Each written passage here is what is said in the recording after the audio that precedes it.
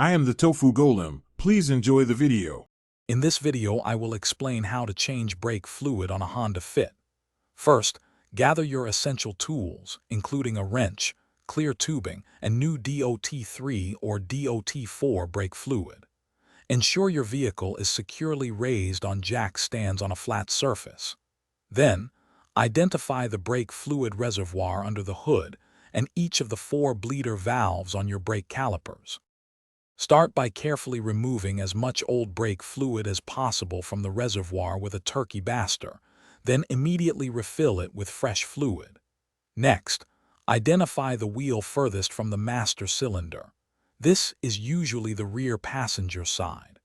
Attach a piece of clear tubing to its bleeder valve, placing the other end into a container to collect the old fluid. With an assistant, have them pump the brake pedal 3 to 5 times, then hold it firmly down. While they hold the pedal, quickly open the bleeder valve for a few seconds until you see clean, bubble-free fluid flowing through the tube. Close the valve tightly before your assistant releases the pedal. Repeat this sequence for each wheel, moving closer to the master cylinder. Once all 4 wheels are bled, ensure the brake fluid reservoir is filled to the max line.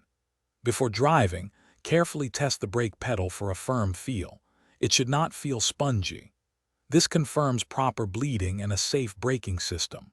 For more great tips and deals, including how to bring your space to life with the Echo Dot smart speaker, check the link in the description below.